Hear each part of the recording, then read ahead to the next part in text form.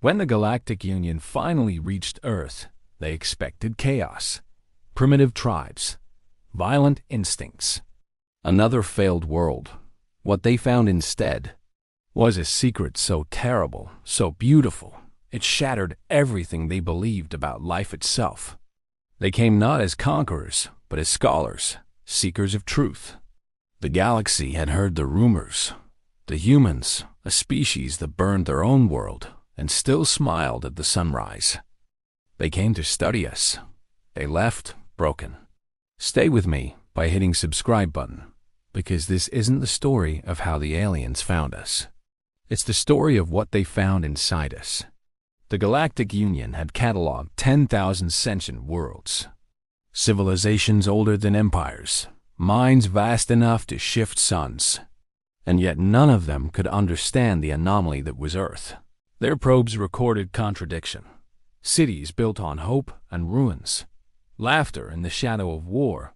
Music born from grief. Their scientists labeled us emotionally volatile Class II primitives. Their philosophers said we would destroy ourselves before first contact. They were wrong. When the Alari envoy fleet arrived, the world was quiet. No resistance, no chaos, only silence. They expected hostility. Instead, they found a blue planet still scarred, still healing, but alive. Ambassador Khan of the Alari wrote in his log, "They are damaged. Yet there is something here that does not die." The humans greeted them with open hands. No worship. No fear, just curiosity. They asked questions, endless, hungry questions. And that frightened the Alari more than any weapon could. Khan's team began their study. They observed human cities, watched families laugh beside broken monuments, listened to songs that mixed joy with despair. They dissected our art, our poetry, our wars, and found one thread connecting it all: loss.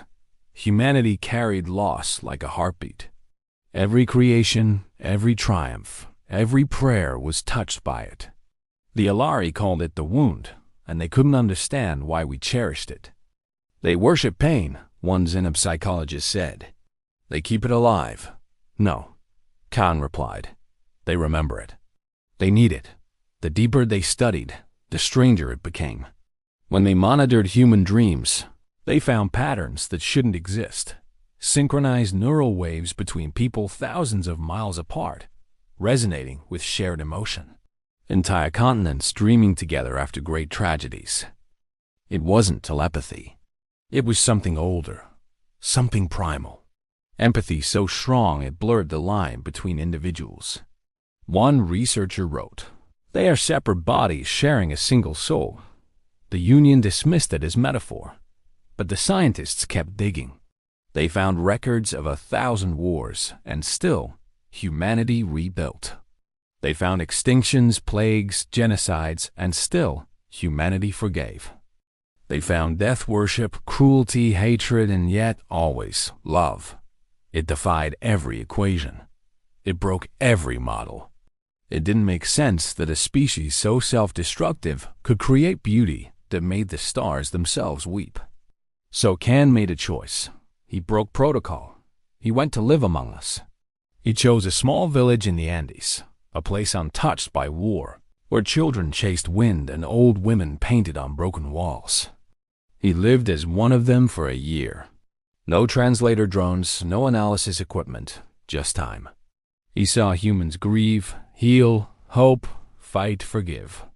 He watched them bury a child and still plant flowers the next morning. And for the first time in his long, logical life, King cried. "They are flawed beyond comprehension," he recorded.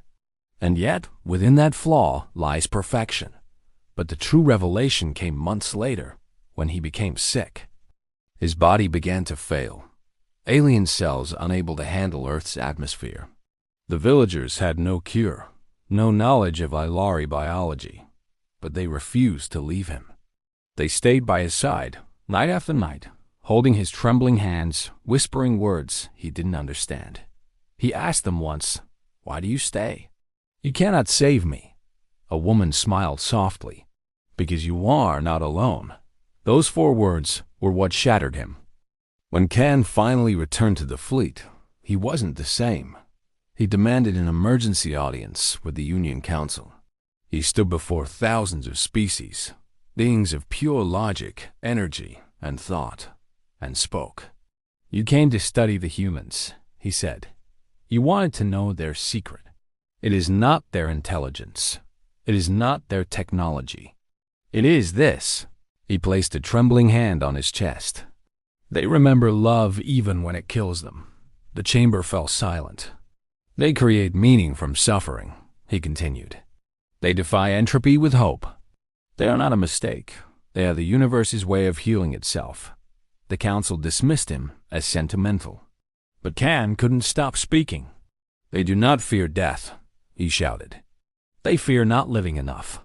The council ordered his recall.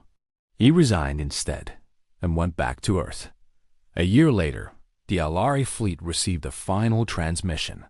Can's voice, weak, humanized by time. "You were right," he said. "They are dangerous. Because they have found what we lost. Because they still feel." Moments later, his signal went silent.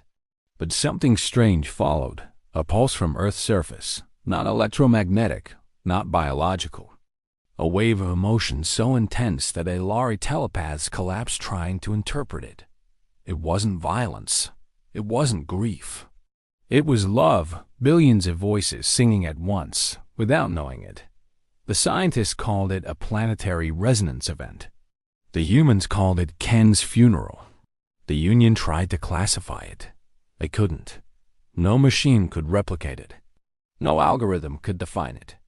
And for the first time in galactic history, an entire civilization admitted defeat, not from war, not from weaponry, but from wonder. They left Earth untouched, labeling it a cultural hazard zone. But the name written in their archives was different. One word, translated roughly from Ilari dialect, sanctuary. Centuries passed. The Union grew cold, mechanical, safe. They forgot the warmth of life. But legends remained, stories of the world that refused to die, of the beings who loved their pain. And sometimes, when the stars flickered strangely, some whispered that the humans were still teaching, not through words, but through the quiet pulse of existence. Because the greatest secret humanity held wasn't power or genius or immortality. It was this: we know we are temporary, and we love anyway. The galaxy thought our fragility was weakness. They never understood it was our strength. So if you're listening to this from some far-off place, remember, humanity's secret isn't hidden in our technology or our wars. It's in every heartbeat that chooses to love, even knowing it will one day stop. Stay human and subscribe for more stories that remind us why we're still the universe's most dangerous miracle.